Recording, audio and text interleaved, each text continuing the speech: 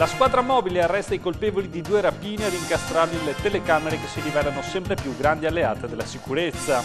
È arrivato l'ok dell'ENAC, la direzione degli aeroporti e il progetto della torre di Pierre Cardin. Zaia, ora ci sono altri ostacoli burocratici. Novità, la 15ª edizione del Gioco dell'Oca di Milano, aboliti gli animali vivi e a Rio San Martino il radicchio, il menù vegetariano. Ben ritrovati dalla redazione del TG di Televenezia. Il grande fratello, è il caso di dirlo, si sta rivelando il miglior alleato delle forze dell'ordine per catturare i malviventi. La squadra mobile di Venezia ha individuato i colpevoli di 2 rapine messe a segno nelle ultime settimane. Sentiamo come. Telecamere sempre più grandi alleate delle forze dell'ordine per catturare i malviventi. La squadra mobile di Venezia è riuscita ad assicurare alla giustizia 2 rapinatori che hanno colpito nel centro storico veneziano e ammesso grazie all'occhio elettronico.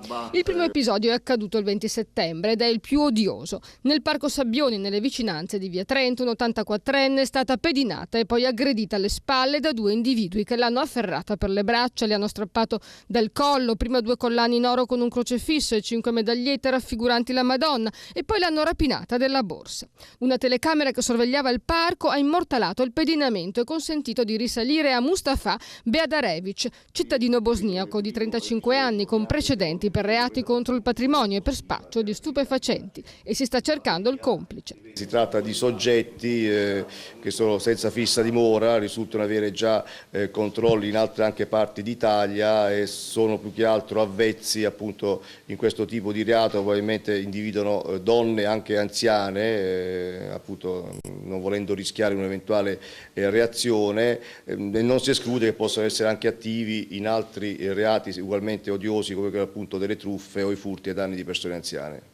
Il secondo episodio è del 5 novembre scorso, è stato immortalato dalla telecamera di una tabaccheria in Campo San Rocco a Venezia. Anche in questo caso 2 i malviventi in azione, la SPAL e l'esecutore della rapina. Armato di taglierino, lo si vede nelle immagini, è entrato e si è fatto consegnare 2.400 euro. In carcere è finito Mattia Cecchini, 43 anni, pluripregiudicato veneziano. I determinanti per il buon esito dell'attività investigativa sono state le riprese dell'esercizio commerciale della tabaccheria e anche quelle esterne che hanno permesso di immortalare diciamo, i 2 rapinatori all'opera e anche, ripeto, dei segni particolari. Gli uomini di Marco Dorisio hanno trovato nell'abitazione di Cecchini la sciarpa con cui si è nascosto i tatuaggi riconoscibili che ha sul collo e il cappuccio usato per il travisamento, oggetti che non sono sfuggiti al grande fratello.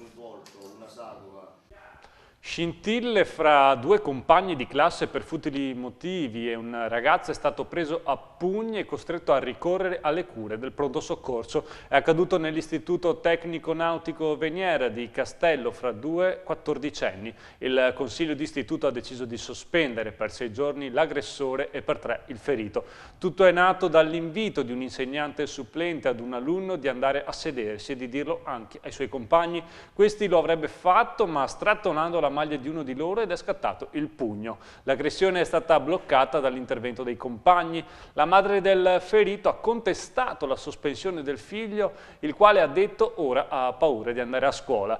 La scuola ha replicato che il ragazzo aveva già ricevuto 2 note.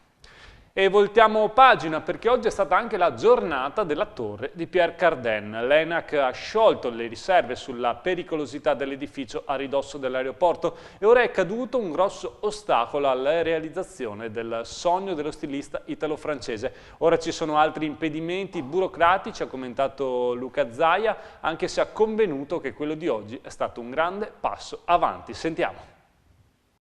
Arriva la deroga ENAC alla torre di Pierre Cardin. È stato ufficializzato il parere favorevole dell'ente al Comune di Venezia, alla Regione Veneto e ai progettisti. Su Porto Marghera, secondo il vincolo imposto dalla direzione aeroporti, non si possono realizzare costruzioni più alte di 145 metri. L'area industriale veneziana è distante 8 km dalla pista dell'aeroporto Marco Polo ed è sorvolata tutti i giorni da centinaia di aerei in arrivo e in partenza. E il divieto è stato ispirato da una valutazione valutazione dei rischi che nel caso del Palais Lumière è stata rivista. Il nuovo simbolo dello stilista italo-francese sarà alto 225 metri, ma secondo i tecnici di ENAC, che hanno effettuato verifiche, analisi, studi e simulazioni per 4 mesi, la torre non metterà a repentaglio la sicurezza della zona e dei voli. Sono state analizzate rotte, decolli e atterraggi degli aerei da e per Tessera negli ultimi 10 anni e alla fine di ottobre il rapporto, secondo cui il rischio è praticamente nullo, è stato consegnato all'ente. Si tratta di un'unica costruzione che svetterà nella zona e dunque non sarà necessario, secondo lo studio, modificare le rotte degli aerei. Per lo stilista una buona notizia dopo la battaglia ambientale annunciata contro il suo sogno dai coniugi Ripa di Meana, apparsi improvvisamente difensori di Venezia. Il progetto, da 2,5 miliardi di euro, sorgerà nella prima zona industriale a fianco di via Fratelli Bandiera. Il comune ora potrà vendere le aree e sanare in parte il disavanzo di bilancio entro il 31 dicembre. Abbiamo fatto un balzo indietro di 15 anni sul fronte del consumo, lo ha detto oggi a Venezia durante il forum dei giovani imprenditori di Confcommercio il presidente della categoria Paolo Galimberti. Abbiamo perso, ha detto Galimberti, 15 anni di crescita e di benessere, siamo ancora in un periodo di recessione piena. L'aumento dell'IVA ha proseguito dal 21 al 22%, non aiuta e deprimerà ancora di più i consumi. Inoltre il baratto fra IVA ed IRPEF non giova ed è iniquo. Nel corso dell'incontro inoltre si è appreso che negli ultimi 18 mesi ha chiuso un'impresa al minuto e molte aziende avrebbero potuto essere salvate. Ed oggi è stato il giorno della replica della scuola all'Unione Province Italiane. Dopo che l'UPI ha minacciato di spegnere gli impianti di riscaldamento nelle scuole e di lasciare i ragazzi a casa, Elena Ugolini, sottosegretaria all'istruzione, ha proposto di chiudere gli impianti degli uffici delle province e di far andare gli adulti in cappotto. È sbagliato, ha aggiunto, strumentalizzare i bambini e anche la rete degli studenti veneti ha risposto indignata alle minacce dell'UPI e si è schierata con il governo e il progetto di riordino delle province che punta a tagliare i veri sprechi e non a penalizzare le scuole. Ed ora ci fermiamo per qualche istante di pubblicità.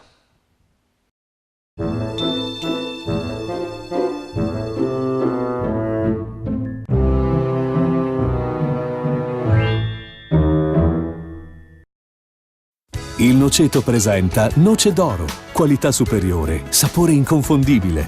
Cerca il punto vendita più vicino a te su www.ilnoceto.it. Ben rientrati in redazione. A Mestre una legnaia distrutta dalle fiamme. È accaduto questa mattina poco dopo le 11 nel cortile di un'abitazione di via Monte Prabello 3. Sul luogo sono intervenuti i vigili del fuoco. La struttura nella quale erano conservate anche alcune biciclette e alcuni attrezzi di lavoro è andata totalmente distrutta, ma fortunatamente le fiamme non hanno intaccato l'abitazione. I vigili del fuoco hanno lavorato per oltre 3 ore per spegnere le fiamme, ma soprattutto per mettere in sicurezza l'area, smazzare la legna ed evitare che le fiamme potessero riprendere forza. E ci spostiamo a Quarto d'Altino, dove si fingevano carabinieri per entrare nelle abitazioni del veneziano e rubare oggetti di valore.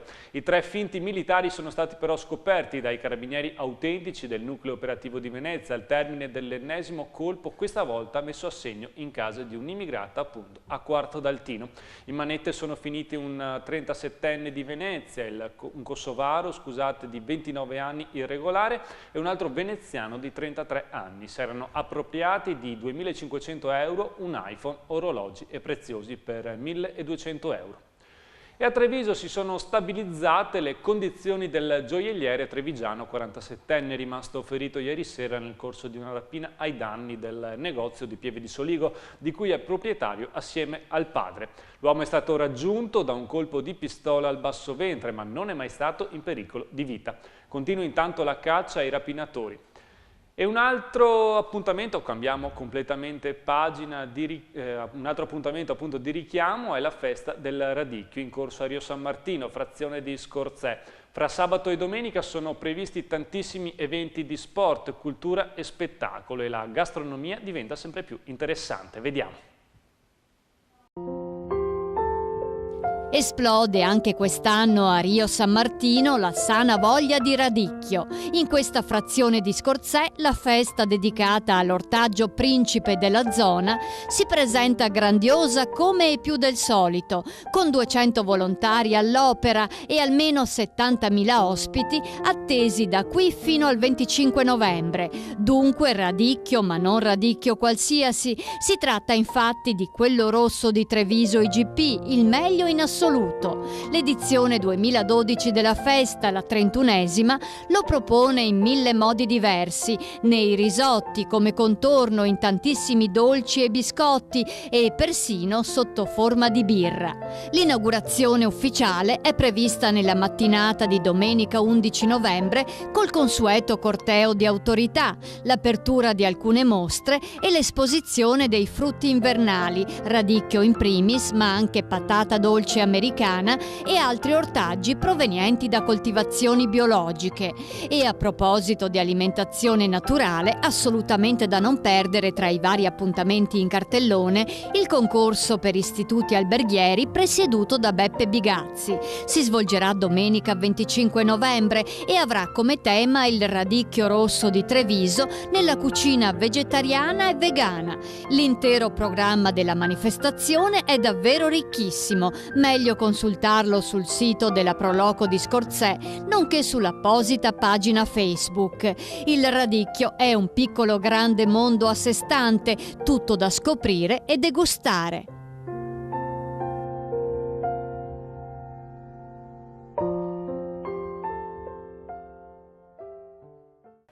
Ed ora la pagina dedicata alla provincia, dove si preannuncia un fine settimana molto intenso. Iniziamo da Mirano, dove si disputerà il famoso Zogo dell'Oca in piazza. L'edizione 2012 è molto particolare e piena di novità. Sentiamo quali. Lo spettacolo sarà bello anche senza oche vive, vietate quest'anno per via di un'ordinanza antiaviaria. Sarà anzi ancora più divertente, visto che gli organizzatori della Proloco promettono di sostituire i pennuti con qualcosa di molto particolare. Insomma, le attrazioni per questo 15° Zogo dell'Oca, che cade giusto l'11 novembre, giorno di San Martino, non mancano di certo. Nella nuova piazza Vittorio Emanuele II è stato allestito uno spazio con baracconi e giochi di una volta, fucili ad elastici, barattoli e pesca. Altra novità riguarda le tribune, che per la prima volta saranno tutte al coperto, il che significa che il gioco si terrà con qualsiasi condizione meteo. La festa inizia sabato pomeriggio col mercatino dell'Ocaria, gli spettacoli di strada e il gioco dell'oca per bambini. Domenica mattina la tradizionale cuccagnata per decidere l'ordine di partenza delle squadre e alle 15, dopo la sfilata dei figuranti, finalmente prenderà il via il lancio dei dadi con la conseguente sfida fra il capoluogo e le 5 frazioni. In concomitanza con la manifestazione in piazza, in Villa Morosini 25 aprile è allestita la mostra Giocherellando con il mondo di Carlo Preti, un omaggio all'artista che ha ideato tutti i disegni e le scenografie del gioco dell'oca a 10 anni dalla sua scomparsa. La mostra rimarrà aperta fino a domenica 18 novembre. E da Padova ha annunciato per sabato un presidio dei deputati radicali davanti al carcere per chiedere l'amnistia. L'ultimo dei 53 suicidi registrati nei penitenziari italiani a partire dall'inizio dell'anno è avvenuto sabato scorso appunto a Padova. La vittima un ragazzo di 26 anni. E ora gli approfondimenti delle principali notizie che hanno caratterizzato la settimana a Venezia. Maria Stella Donani ha parlato con Marco Bampa, vice capo servizio del Gazzettino di Venezia. Sentiamo.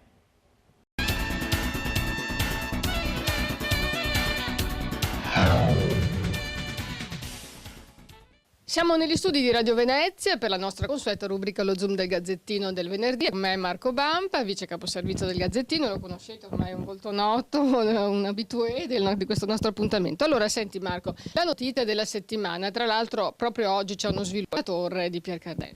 Sì, dopo tanta attesa sembra che ormai l'ENAC abbia deciso di dare il via libera alla deroga sulla costruzione della torre. Sappiamo che c'era questo vincolo di 140 metri per le costruzioni, per l'altezza delle costruzioni nell'arco di 8 chilometri dall'aeroporto Marco Polo di Tessera, questo per ragioni evidentemente di sicurezza. Su questo vincolo aveva chiesto appunto la deroga lo stilista francese, mandando anche una relazione tecnica approfondita per spiegare che non sussistono rischi per gli atterraggi degli aerei che saranno vicini, insomma, come zona di atterraggio. E dopo una serie di approfondimenti che ha fatto l'ENAC, che in un primo tempo 4 mesi di analisi. Sì, più o meno sì, perché aveva dato già un primo no.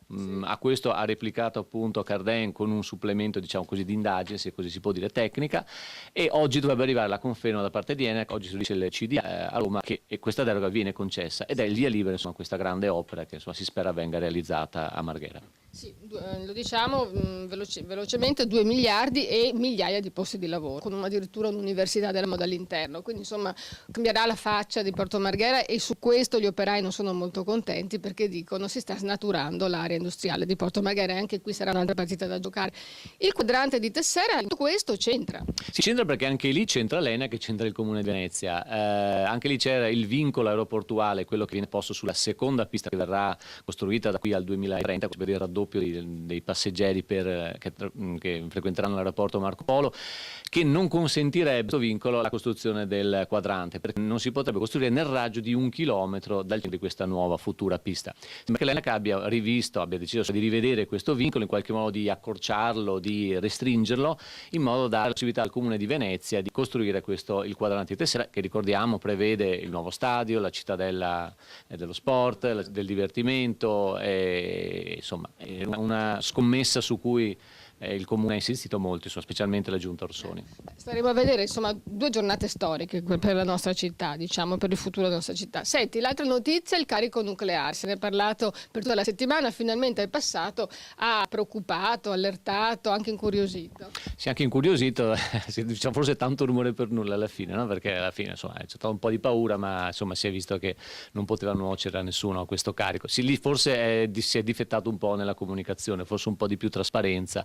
Forse temevano magari qualche manifestazione degli antinuclearisti. Sì, questo può anche essere. Tanto è vero che, insomma, c'è stato un piccolo giallo, no, attorno a questo passaggio. Cioè, sembra che ci sia stato in realtà un altro camion che realmente avrebbe portato questo carico, così almeno si dice, perché un paio d'ore prima del passaggio di questo carico, che è transitato sul passante verso le 2:30, attorno alla mezzanotte è passato un altro carico eccezionale con una scorta forse un po' più anonima, un po' meno molta, e per molti hanno pensato che fosse quello in realtà il vero carico, insomma, quindi una manovra a depistare eventuali, insomma, contestazioni o irruzioni da parte, insomma, degli ambientalisti. Insomma. Sarebbe in linea, no, con le strategie di questura e prefettura, che cercano sempre di evitare disagi e tensioni. Senti, il caso di Lucia Manca, anche qui ci sono state novità questa settimana. Purtroppo i periti non sono riusciti a dimostrare la causa della morte, questo rimane, però è stato fatto un passo avanti, la perizia è stata depositata e quindi inizia l'iter per la richiesta del rinvio a giudizio del declarato. Sì, sappiamo che devono farlo, hanno un termine temporale che è quello del 31 gennaio, che in cui scadono i termini di custodia cautelare, dopodiché se non ci sarà il rinvio a giudizio deve essere messo in libertà. Ci sono un paio di atti, la prima è una per la denuncia relativa al fatto che lui era la mattina dopo, non c'era più, e la sorpresa, insomma, che è venuta dagli atti. Perché secondo la perizia si è dimostrato che è morta invece quella sera stessa. Esattamente, la perizia, quello la perizia è stata in grado di dimostrarlo. E la seconda cosa, che fosse un po' la novità del giorno, è che è sbucato un testimone, un ragazzo sedicenne, uno studente di Marcon, che ha raccontato di aver incrociato in quelle mattine nell'autobus, e la incrociava lì alla fermata, Lucia Manca, e di non averla vista però quella mattina, e naturalmente purtroppo neanche le mattine successive. Lui aveva invece raccontato che l'aveva portata lui al lavoro, quindi insomma veramente i carabinieri lo hanno definito un grande bugiardo, poi vedremo, insomma, il tribunale cosa dirà. E cos'altro? Il concorso del Gazzettino. Ah sì, il concorso sul voto il vostro ristorante preferito. Sì, è un concorso sondaggio, diciamo così, c'è un coupon che viene pubblicato tutti i giorni sul nostro giornale fino a dicembre, basta compilarlo, consegnarlo o mandarlo via posta alla redazione del Gazzettino. Ecco, si chiede di votare il proprio ristorante preferito, quello che ci fa più simpatia, quello dove troviamo sul piatto che preferiamo, quello dove ci troviamo meglio per l'ambiente, per la cortesia, per il rapporto qualità-prezzo che ci possiamo trovare, o perché abbiamo un bel ricordo, una bella serata passata con gli amici e la propria famiglia. Ecco, chiediamo a tutti di votarlo. Ogni settimana poi pubblicheremo una classifica con i ristoranti più votati, e alla fine ci sarà un premio per chi partecipa. Ecco, renderemo conto. Benissimo. Grazie Marco, grazie a tutti voi per averci seguito, ci vediamo venerdì prossimo. Grazie a voi, alla prossima.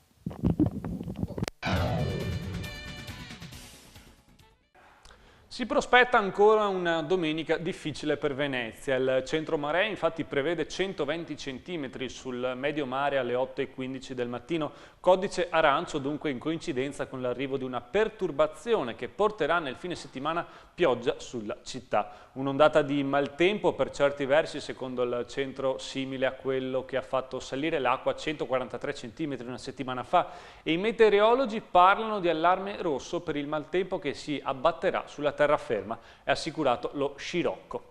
Quindi vediamo insieme che tempo farà appunto nei prossimi giorni.